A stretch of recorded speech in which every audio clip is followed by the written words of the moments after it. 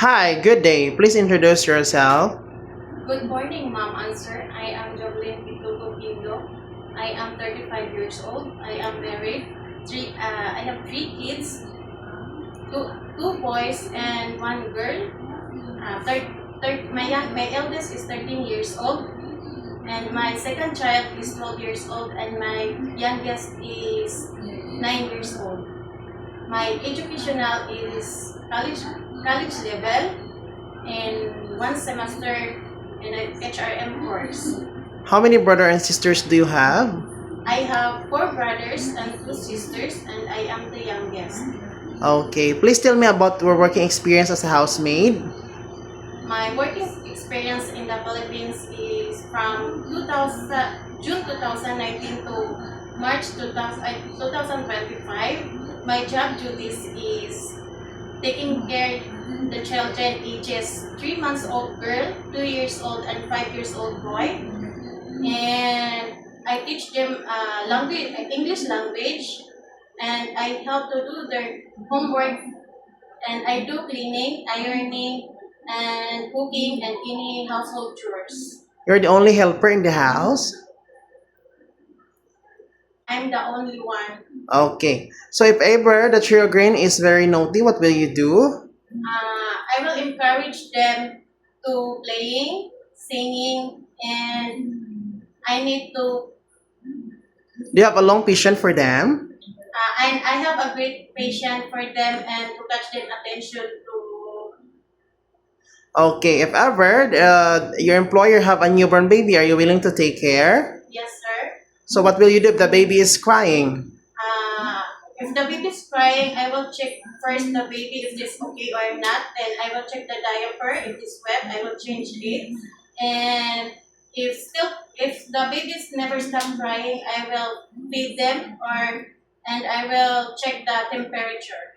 Okay, do you know how to taking a bath with the baby?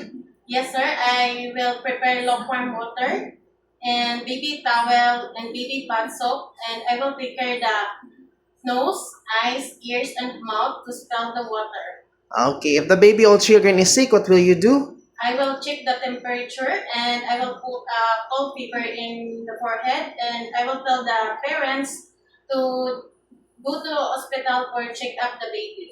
Is this your first time to go abroad? Yes, sir. If ever you have homesick, how can you avoid it? I will focus my work, and I will always think that my family needs financially support, and I will treat my employer as my own family. Who will take care of your kids when you work in Hong Kong? My husband and my parents. Okay, do you know how to sing a song for the baby? I sing Johnny Johnny. Okay, can you sing now? Johnny Johnny, yes papa. Eating sugar, no papa. Telling lies, no papa. Open your mouth. Ah, ah, ah. Okay, thank you. Are you scared dogs and cats? No, sir. Okay, are you have any allergy? No, sir. So do you eat everything right? Yes, sir. Okay, what food can you cook? I can cook native Filipino food, and I'm willing to learn Chinese food how to cook. Okay, can you accept no day off but will pay by your employer? Yes, sir. Can you take care of other person if ever there's an elderly in your employer house? Yes, sir. Can you do the car washing without extra pay? Yes, sir. Can you promise not to loan money in Hong Kong? Yes, sir. Okay, do you have tattoo on your body? No, sir. Okay. Lastly, what is your message to your future employer to hire you? To my future employer, I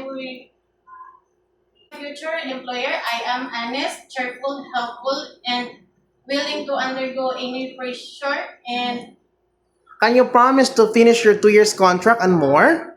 yes, sir. Okay. So if ever you work in the employer house, can you adjust everything? Yes, sir. Especially my ego and Then you do double time if the employer needed you to be faster? yes, sir. Okay, thank you. See you in Hong Kong. Thank you.